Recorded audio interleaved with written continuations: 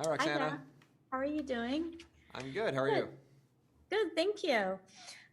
So tell me, not only did you direct this film, but you also wrote it. What inspired you to create this film? Yeah, everything had started with a short film I'd made a few years ago called Laura Hasn't Slept, which was kind of a springboard for what eventually became Smile.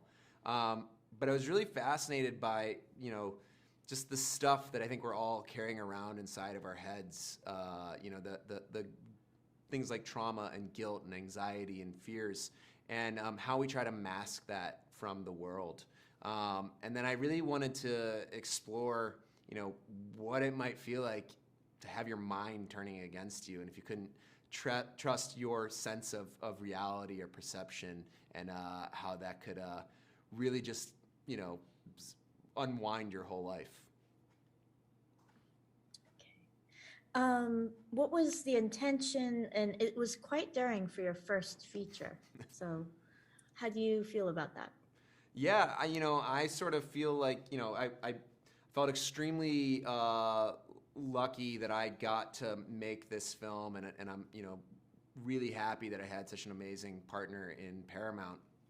But, I sort of feel like filmmaking should be bold, and you should really go for it, and try to, I love movies that can get, a big reaction out of me, things that'll sort of linger with me for days after I've watched it, and I was hoping to create that experience with Smile.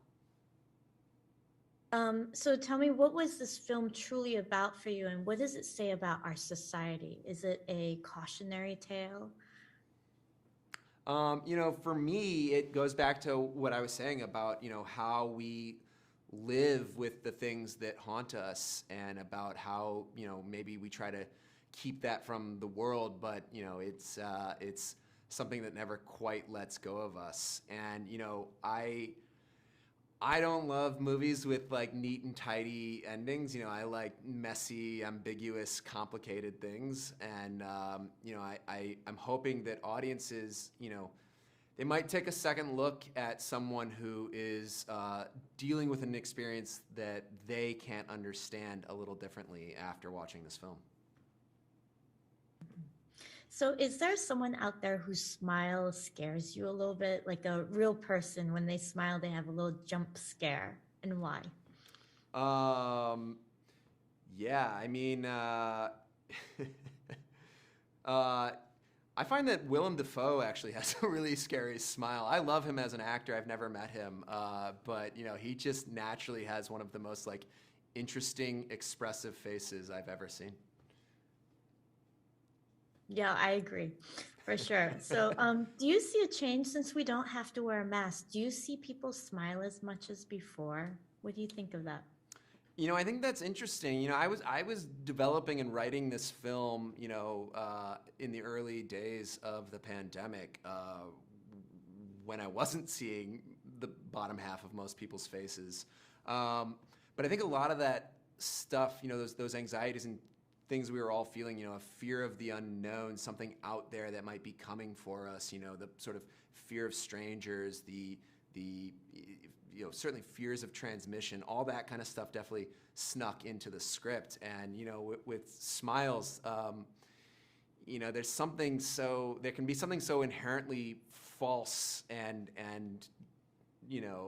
untrue about a smile, and I wanted to like capture that feeling and sort of like, you know take it to its extreme. So, there's all kinds of different smiles. What do you think? Like, what shape is the human relationships today, and you know the facial expressions that go with it? What do you think the relationship is in between humans with that? It's interesting. Like, I think a smile, we sort of inherently think about it as being this like international symbol of kindness, friendliness, being welcoming. They're very primal and innate within us as human beings. We learn to smile as babies before we even learn to speak.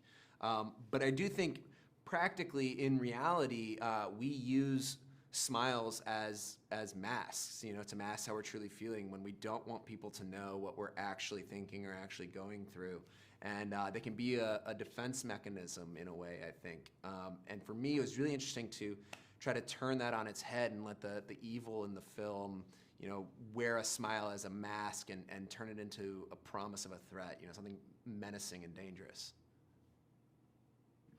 And what is your favorite jump scare in any movie and why? Oh, there's so many good ones to pick from. One of my favorites of all time is from The Exorcist 3. There is that famous hallway scene that's pointed towards the nurse's station, and the nurse is going in and out of rooms, and it's all done in one shot. And there's this amazing jolting moment that's an example of perfect timing. All right, perfect. Thank you so much. Thank And you. yeah, look forward to seeing more of your films. I appreciate it. Thanks. Bye bye. Cut, please.